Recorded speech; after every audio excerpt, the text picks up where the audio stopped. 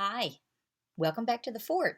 Miss Flowers here, and I am ready to pick up with our Dragon Master series book, Power of the Fire Dragon.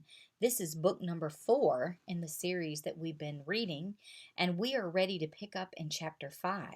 So, if you remember where we left off, Anna and Bo were going to the kingdom of Arkwood for the dragon show, and Rory and Drake and their dragons, Worm and Vulcan, weren't allowed to go. So let's pick up and see where we go from here. Chapter 5. Behold the Dragons. They found Bo and Anna in the training room, standing next to their dragons. Wow, you look so fancy, Rory explained. Anna wore a yellow dress that shone like the sun, and Bo had on a silky blue tunic with a wave design stitched into it. Shoe and Capri's scales were clean and shiny. Bo looked at Drake and gave a little bow. I will miss you, friend, he said. And I will miss you too, Drake said. He bowed back. Anna squeezed Rory in a hug. I wish you could come. Someone needs to stay here to guard the castle, Rory said, trying not to show how sad she really was. It's an important job. Anna, Bo, it's time, Griffith said. Bo and Anna got onto their dragons. They waved as the two of the king's guards led them out of the training room. Drake and Rory jumped up. They quickly climbed to the top of the nearest tower so they could watch the parade. Wow, Rory cried, looking down. We can see all the way to my village from up here. Drake looked too.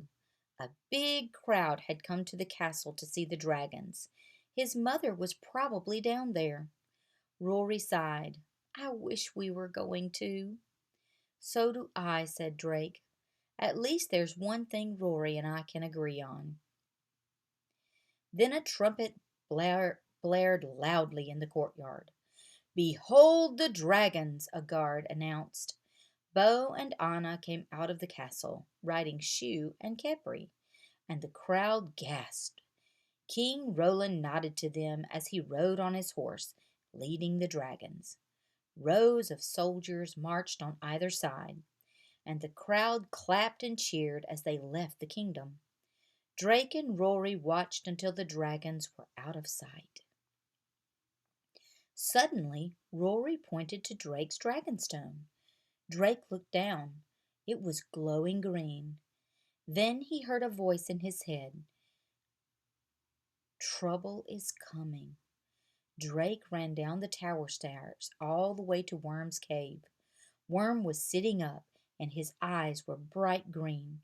What is it, Worm? What kind of trouble? Drake asked. Worm shook his head like he wasn't sure. Rory ran up behind Drake. What's going on? What did Worm tell you? He said trouble is coming, Drake replied, but he doesn't know exactly what or when. Trouble, huh? Diego said, walking into the cave. I haven't seen anything in the gazing ball, but Worm is good at sensing things. I can make a spell to find out if Maldred is blocking his magic so I cannot see it. I will get on it, so don't worry. Go have fun. But Drake found Diego's orders hard to follow. He could not stop worrying about Worm's message. Chapter 6. Trouble in the Tower. The next morning, the sun shone brightly through the window in Drake's room. He looked over at Bo's empty bed. It felt so weird to be all alone. When he got to the dining room, Rory and Diego were already eating breakfast. Drake sat down, and Rory looked mad.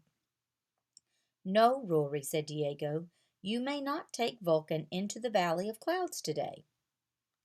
So first I couldn't go to Arkwood, and now I cannot even go outside?